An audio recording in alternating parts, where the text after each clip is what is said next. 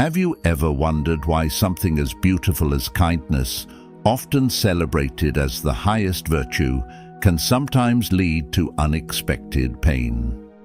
In both ancient scriptures and modern teachings, we are reminded again and again, be kind, for everyone you meet is fighting a battle you cannot see.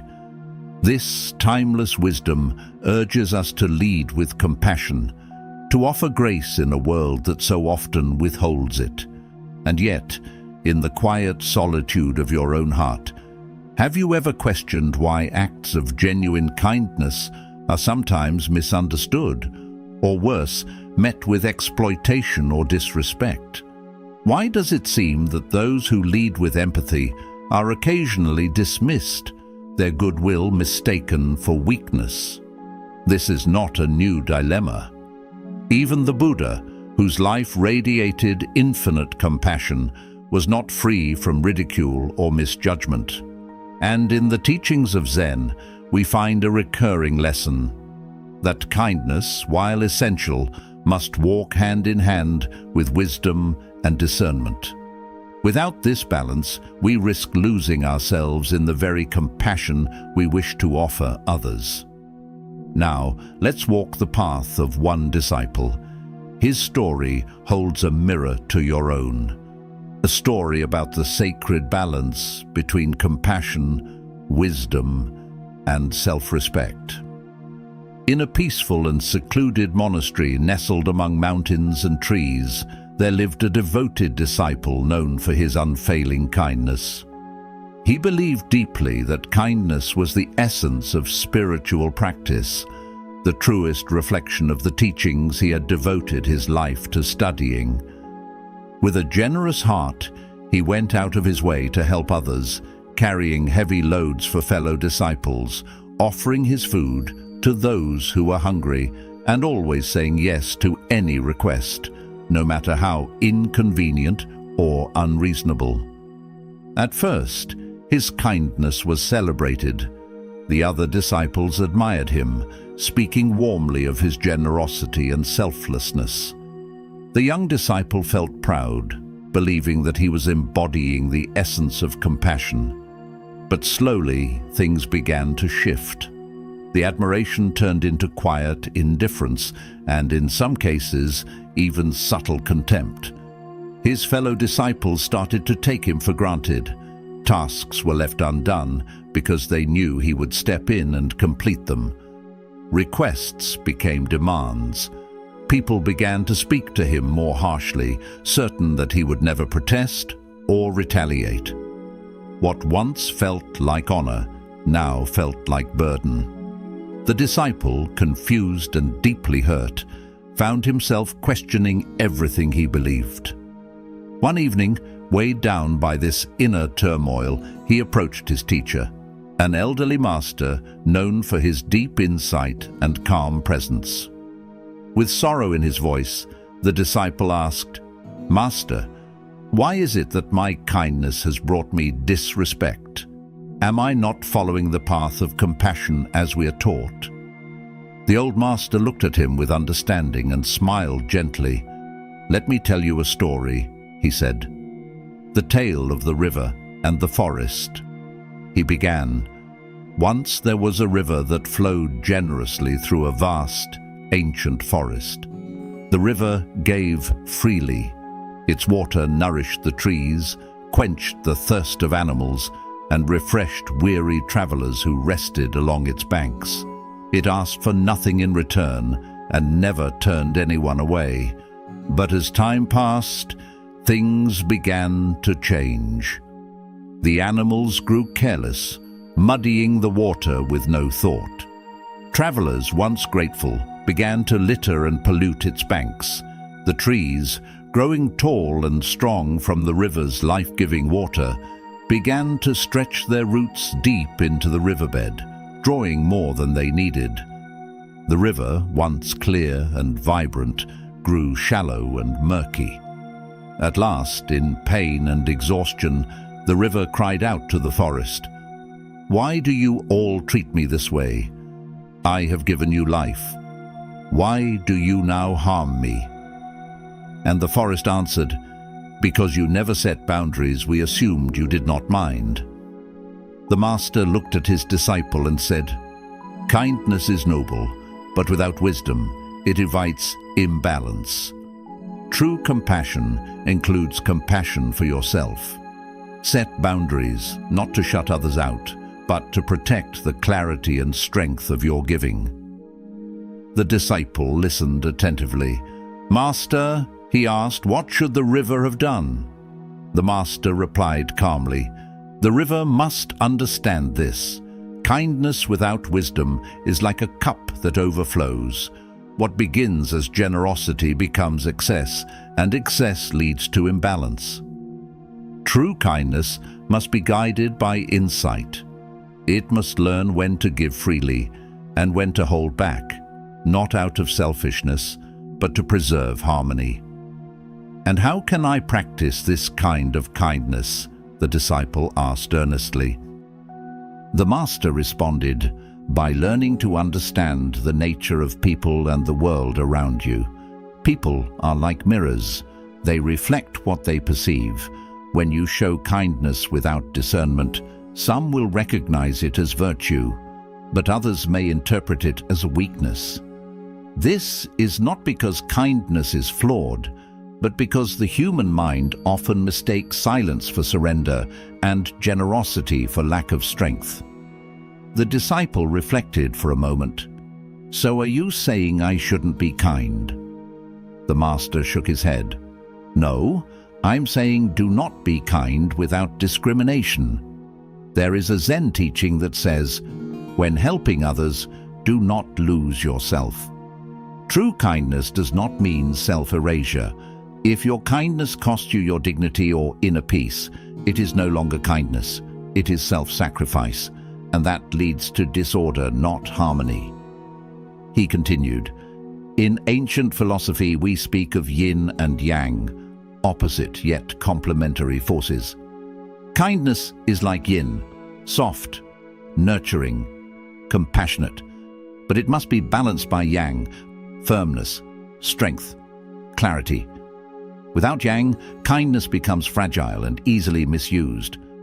Without yin, strength becomes harsh, even cruel. The secret lies in balance."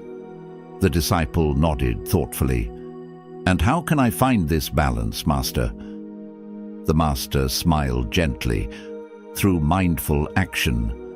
Before you offer help, pause and ask yourself, is this kindness arising from inner strength or from a desire to be liked? Does this action uplift both the other and myself, or does it enable irresponsibility? True kindness nourishes both the giver and the receiver." The next day, the master gave the disciple a task. "Go into the village," he said, "and offer help wherever it is needed. But this time, be mindful.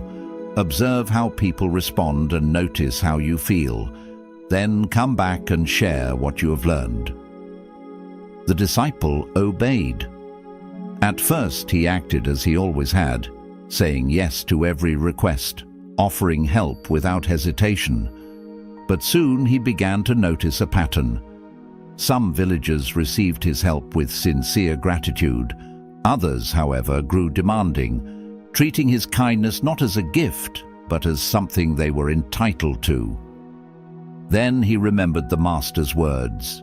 When faced with unreasonable demands, he chose to respond with calm but firm boundaries, declining politely when needed. To his surprise, some people began to respect him more. They no longer saw him as a servant, but as an equal. Those who had been using him grew upset, but he realized that their anger came not from real harm, but from losing control over him. Through this experience, the disciple understood the deeper truth in his master's teaching. Kindness is a noble quality, but on its own, it is not enough. It must be accompanied by awareness, discernment, and self-respect. This wisdom invites us to examine not just how we show kindness, but why. and to consider the effects our actions have, both on others and on ourselves. True kindness is not about pleasing everyone. It is about cultivating harmony within and without. The power of boundaries. Boundaries are not walls meant to keep others out. They are expressions of mutual respect. They protect one's inner space while honoring the autonomy of others. When the disciple began to establish clear boundaries, he encountered a range of reactions. Some people became upset or resentful, while others responded with unexpected respect. This contrast reflects a fundamental truth about human nature. People perceive kindness through the lens of their own character. As the Master once said, boundaries are not rejections, they are teachings. They show others how to treat us. They affirm that our kindness is a deliberate offering, not a duty, and that our worth is not measured by our ability to say yes to every request. In this way, boundaries transform kindness from something passive into something empowered, intentional, and deeply respectful. The balance between giving and receiving. In Buddhist philosophy, balance is a central thread woven through all aspects of life. Giving, no matter how noble, must be balanced by the capacity to receive and to replenish. Kindness that flows only outward, without pause or restoration, becomes unsustainable, like a river that feeds others, but forgets to nourish its own source. The disciple learned this firsthand. His desire to uplift others could not bear fruit if it came at the cost of his own well-being. In tending to his own energy with care, he found he had more to offer: more presence, more clarity, more compassion. This balance requires mindfulness. Before giving, one must ask, am I giving from fullness or from emptiness? Is this action contributing to harmony or enabling dependency? True kindness nurtures growth for both giver and receiver. It is a shared rising, not a silent sacrifice. Compassion without attachment. One of the deepest teachings in Zen is this: compassion must be free of attachment. The Buddha taught that even the most virtuous intentions can lead to suffering if they are entangled in expectations. The disciple's early kindness was unconsciously tied to a desire for approval, peace, and reciprocity. When others failed to meet those expectations, he felt disheartened and disrespected. But under the Master's guidance, he came to understand that real compassion asks for nothing in return. It becomes an offering from the true self, freely given and unattached to outcome. In this space, even rejection or misunderstanding cannot disturb one's inner peace, because the act of kindness is no longer about being seen or praised. It simply is, and that is enough. Strength in softness. In Zen, softness is not weakness, it is strength in its most fluid form. Water, though yielding, has the power to carve through stone. Kindness, when rooted in self-respect and wisdom, is like water, gentle in presence, yet capable of profound transformation. The disciple discovered that setting limits, saying no when needed, did not lessen his compassion. It gave it direction. His kindness was no longer scattered or exploited. It became intentional and enduring. This understanding reached into every corner of his life, his relationships, his work, and his role in the community. When kindness comes from inner strength, it inspires respect. When it lacks foundation, it risks being mistaken for submission. The harmony of softness and strength creates a deeper connection with oneself and with the world. The inner transformation. In reflecting on his journey, The disciple realized that the greatest change had taken place within. The disrespect he had once experienced was not a flaw in kindness itself, but a sign of imbalance in the way he expressed it. Through the Master's teachings, he began to align his actions with clarity, self-awareness, and purpose. As he grew in understanding, he found that others began to respond to him differently, not because they had changed, but because he had.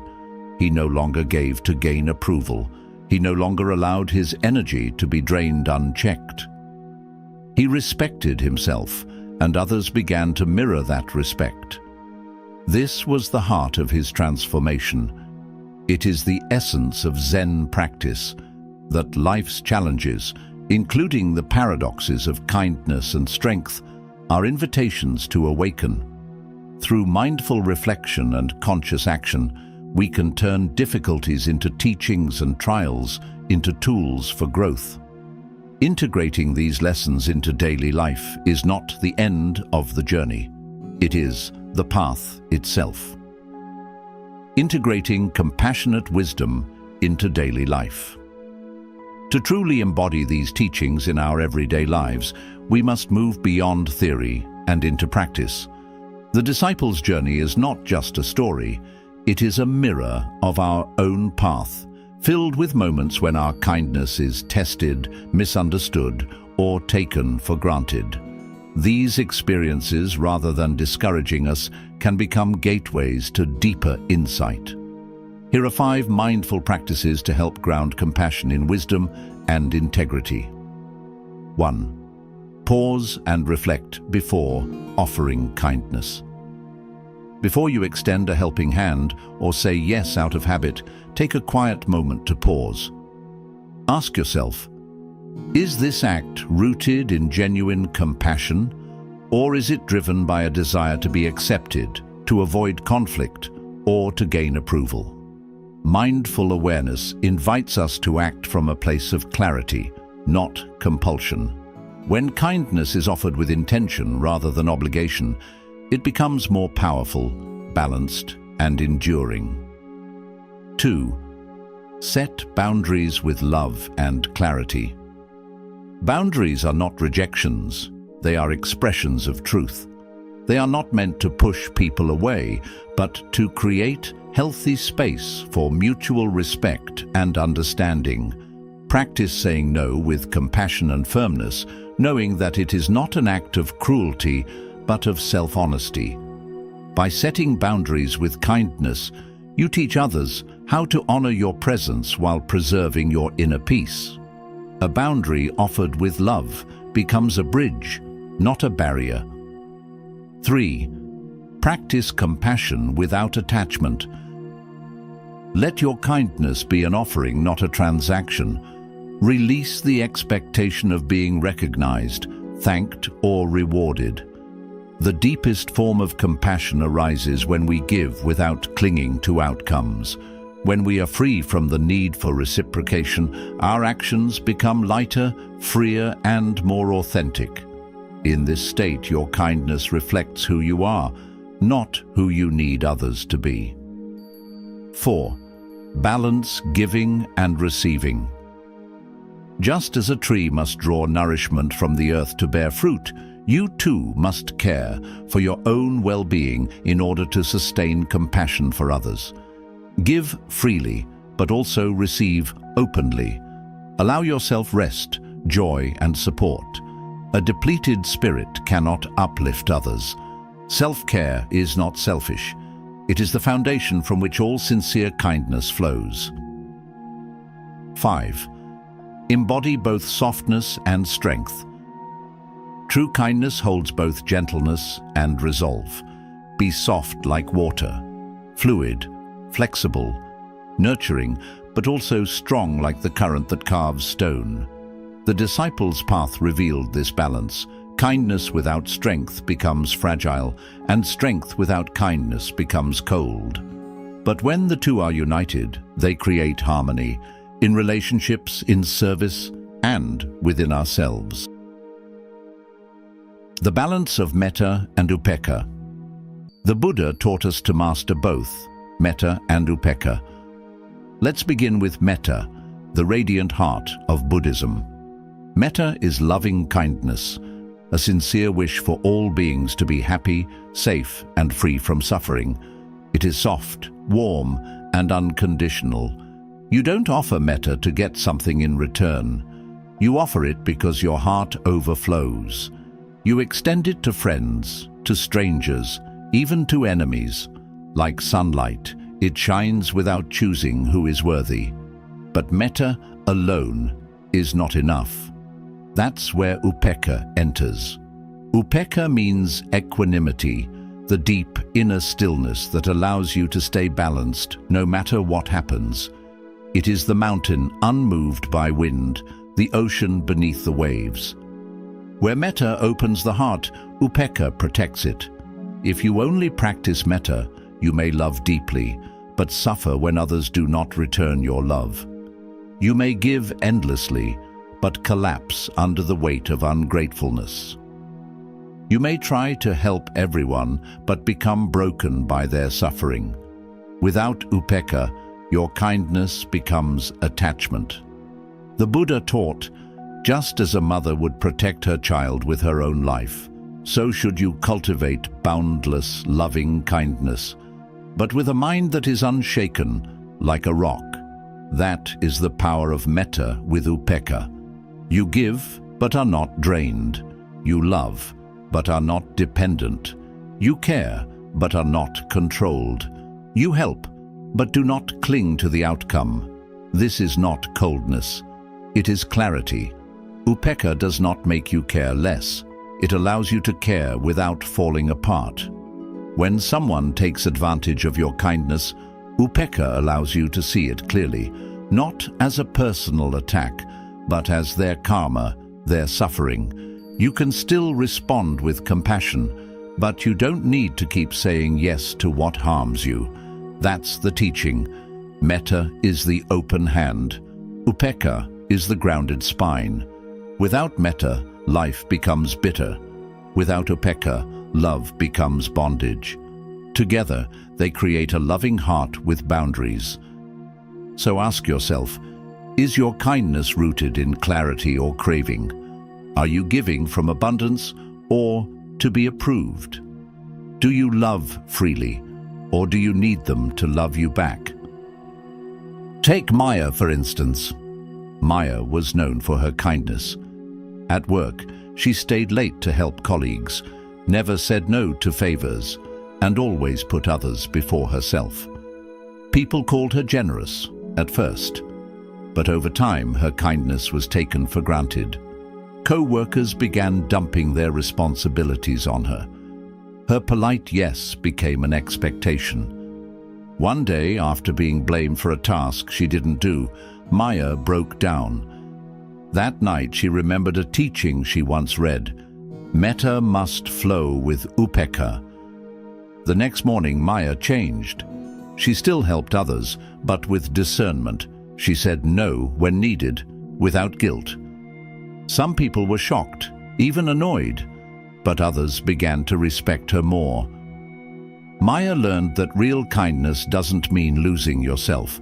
With metta and upekkha in balance, her heart remained open, but no longer vulnerable to exploitation. She was kind, but also unshakably grounded. A living teaching. As the disciple learned, moments of discomfort or conflict are not signs of failure. They are opportunities to deepen our understanding and refine the way we show up in the world. When our kindness is ignored or taken for granted, we are being invited to revisit the source of that kindness, whether it stems from love or from fear. By practicing discernment alongside compassion, by setting limits rooted in care, and by tending to our own needs with honesty, we transform kindness from a reaction into a conscious force. The Master's final words echo with quiet wisdom. A tree that bends with the wind does not break, but a tree that bends too much loses its roots. Let your kindness adapt to the world, but never at the cost of your center. Stay rooted in self-respect, grounded in awareness, and nourished by truth. In that balance lies the true power of compassion. So, the next time you find yourself wondering why your kindness is misunderstood, why your open heart is met with silence or even taken for granted, pause, breathe. Remember the disciple. His journey is not just a story, it's a reflection of yours. True compassion isn't about pleasing everyone.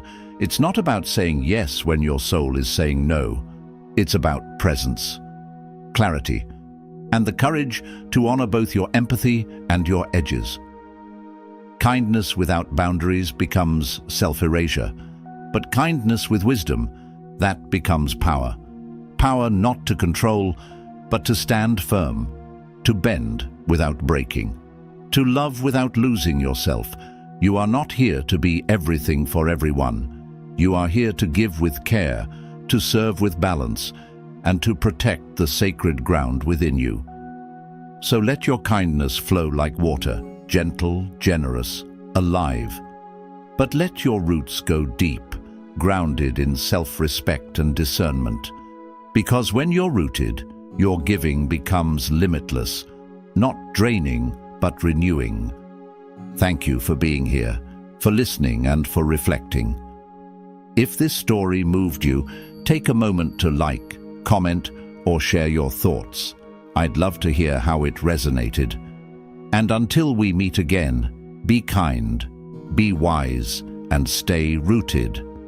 Peace.